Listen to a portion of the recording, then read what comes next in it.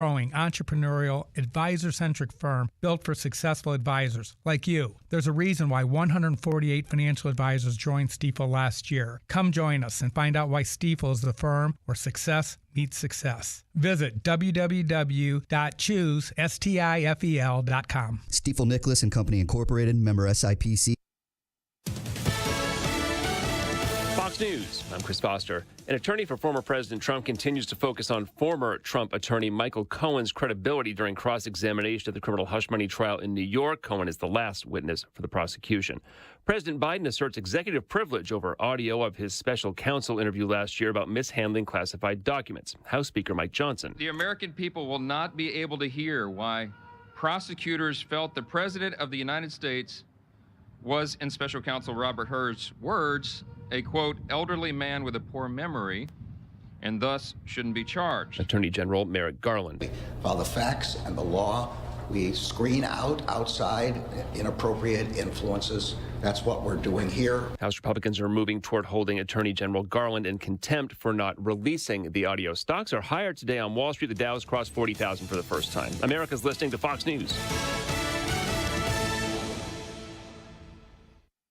In the News Center, I'm Stephen Stone. The stage is set for a potential water war between the Carolinas. Due to population growth, the city of Charlotte in North Carolina wants permission to increase the water transfer from the Catawba River Basin to the Yadkin Pee River Basin by up to 30 million gallons per day, nearly double their current allowed amount. The state newspaper reports environmental groups and local officials, especially those downriver, are expressing opposition to the proposed increase, citing potential negative impacts on water availability and growth in surrounding communities. The process of modifying the interbasin transfer certificate could take several years and involves public meetings and environmental impact studies. The history of previous water wars in the region, including a big one 2 decades ago, adds complexity to the current situation. I'm Rebecca Hughes. Thank you, Rebecca. President Biden will be sending $1 billion worth of additional weapons to Israel following criticism of his efforts from Republican lawmakers to withhold aid from Israel. Speaking on the Fox News channel's Hannity, Senator Lindsey Graham accused the president of seeking to put Israel on a leash. Here's what he's saying to Israel. Let me run the war for you. Here's my advice to Israel. Don't. WRHI Rock Hill, W261CY Rock Hill. Good pharmacy. Rock Hill's hometown pharmacy for over 60 years. Camden Avenue at Ebenezer Road. Straight Talk on WRHI FM 100.1 and CN2 is presented by Founders Federal Credit Union. Relax, you're with Founders. Now here's Manning Kimmel broadcasting live from Substation 2 on Cherry Road in Rock Hill with Straight Talk, selected by the South Carolina Broadcasters Association as the state's top public affairs program. And a good afternoon. Welcome into Substation 2, Cherry Road across from Winthrop for another edition of our Straight Talk program presented by Founders Federal Credit Union. Relax, here with Founders. Our thanks to our co-sponsor today, Comporium, your friendly neighborhood tech giant. Piedmont Medical Center is with us today, a community built on care, and you can find out more about them online at piedmontmedicalcenter.com. So today we start a series of political profiles. We've got 19, get that round, 19 Republican candidates involved in various primaries, and we're going to talk to all of them in short segments because we just can't figure out how to put 19 programs together, but we figured out how to put 9. Our producer did it, and so here we go. And our very first candidate, fresh out of the box, is a young lady who I'd never met before by the name of Jackie Tarabeel. She's a candidate for State House District number 66, which, of course, is the one being vacated by David O'Neill, the man who said he would never run for anything except mayor of TKK, and he got hornboggled into doing the House seat 66, which was a new seat. Yes. So how are you, Jackie? I'm great. Thank you so much for having me here. So tell us a little bit about Jackie. Okay, well, I am the mom of 2 boys, and I have been the chair of Moms for Liberty for a few years, and that's how I got into getting to know our local legislators and advocating. And during COVID, I saw what was happening there, and I felt like I needed to be an advocate for my children and get involved what was going on in the community for their sake. I feel like it's a spiritual battle that we're seeing right now between good and evil, and I want to be involved and protect my family and my community.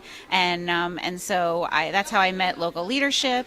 I was appointed to the State Board of Education by leaders like David O'Neill and Senator Michael Johnson to have a parent's voice in the state. at the state level. And how I got into running for this position is that I was talking to David O'Neill. I know that he announced that he was retiring, and I called him up right away and I said, okay, sir, who are we going to replace you with? What conservative are we going to replace you with? I want to support them in any way I can. And he said, well, we don't have anyone right now. Maybe someday I would be supporting you. And I don't know if he meant right now, but I did go home. I talked to my husband, my kids, and we prayed about it. And I realized that I want to be a voice for our community. And so that's why I decided to run for State House. All right, so here we are. So 66 Yes. incorporates roughly what geographical area? District 66 is west of 77 from the Catawba River all the way up to Carowinds. Okay. So Tega Cay, Masons Bend, the Carowinds area, Pleasant Road, that area. Well, obviously you have been astute enough to figure out what it is that this district needs to have a voice for. Yes. Besides, as you point, the spiritual battle with good versus evil. Some good old concrete things. What would you say are your 1, 2, 3? Well, we spent a lot of time, my team and myself, going door knocking, being out in the community and talking to people because I want to know what's most important to them. So obviously, besides education, some of the most important things are they're really concerned about their taxes going up. Everything is so expensive these days. Our groceries, childcare, gasoline, and so people are having problems paying their bills. And so our taxes are going up. Well, let me stop you right there. Yeah. Now, when you're saying taxes, you're talking about Yeah. your local taxes, or are you talking about because our state taxes have been going down? Well, the property taxes in Fort Mill are going up. The school board has been voting, my opponents voted 6 times to raise school taxes as a school board member. So our property taxes, our vehicle taxes are increasing, and people are telling me, they've just gotten their bills from the county, and they're seeing their taxes go up, and they're not happy about it. They're concerned about it. All right, so I hear that, but I'm just curious, what as a state legislator, what can you do to impact what the county is doing in terms of a tax rate or the school board? In terms of tax? Absolutely. Well, I think what we need to do is make sure that we are putting the right people in place in the towns, and I can work with those people. And then at the state level, we want to make sure that we're not adding additional tax burdens at the state level. I mean, and you have to start paying attention to who you're putting into these local positions, either at the state house or in the school board and at the county level. And what I want to do is really advocate for people in our communities to start paying attention to those races and making sure that they're putting people in there that want to keep taxes low. It'd be nice if you get people to pay attention to anything in terms of issues, right? Well, I think people are waking up because, they have to right now because their daily lives are being impacted by the decisions that are being made by local politicians. You would be encouraged to know that I was reading a poll this morning on Palmetto Mornings where 68% of the electorate is really engaged in the national election because of the battle between Trump and Biden.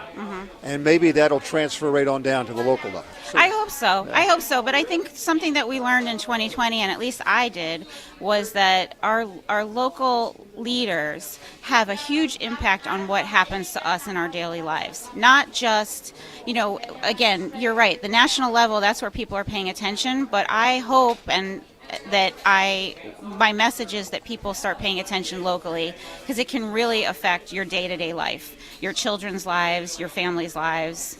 Yep. Okay, so we talked about taxes. What else? And education. So what's the next thing on your list? People are very concerned about responsible growth. We're in Fort Mill, TK. We are seeing obviously in South Carolina, we're seeing a spurt of growth, a lot of growth here. People are coming here because it's a great place to live. But in Fort Mill, we're dealing with traffic. We're dealing with all sorts of different issues.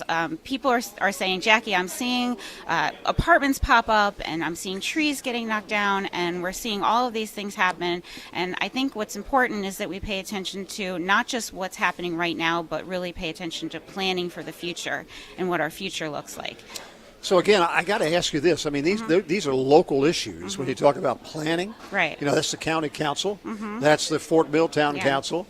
And I guess what you're saying is, as a state legislator, you want to be, for lack of better terminology, on their back about making sure they make the decisions that you think are the right ones? Well, I think that we all need to work together. That's what I'd really like to see is, you can't just say, well, something that's happening in a district that's not mine doesn't affect the people in my district. What happens at the state level affects, all the different districts in the state. And so I really believe like building those relationships with different leaders in the community is important to make those things happen. Well, roads, and more roads is a big issue. Right. And, we've had David Hooper on here from RFATS a number of times, and he makes the plea, and he's absolutely right. How do we get more state money allocated for high-growth areas? Right.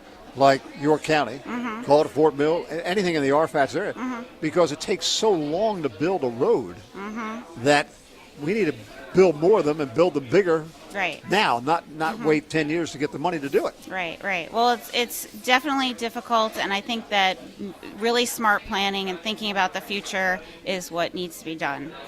All right, what's number 3 on your list? All right, so safety is another issue that is really important to people in our community. We are about 10 minutes from Charlotte, and so we see, people coming down from Charlotte. We want to make sure that we're supporting our law enforcement officials, we're giving them the tools and the laws that they need to, keep crime from coming down into our area and protecting. And then when they do have to make arrests and prosecute, that they have the laws in place that can support that. And I come from a law enforcement family. My dad, my father, my father-in-law, and my brother were all former law enforcement, so I know what it's like to have your family go off to work and worry if they're going to come home at night. And so supporting law enforcement and first responders is something that is really important to me, and so I want to make sure that that's a priority for me when I go up there, and just keeping our community safe. Many law enforcement agencies are having trouble staffing. Yes. Because of all the craziness going on across the country. Right. So the same thing is true with education. And we've had this discussion on Straight Talk 100 times about the need to improve the salaries to attract the professionals you want in law enforcement and you want in the education community. And I don't know why South Carolina doesn't take a bold step and try to break the old paradigm of, let's try to do 2,000 here or 1,000 and really get it to where it needs to be to have a wage that will give you a ability to afford a house and those kinds of things. So as a state legislator, do you see a role that you would have in that? Yes, well, I think that, just like with the legislators, the governor he's working right now, it's in the budget to raise the teacher salary minimum. Right. We can do that with law enforcement. I think that there's 2 factors to drawing high quality people to that.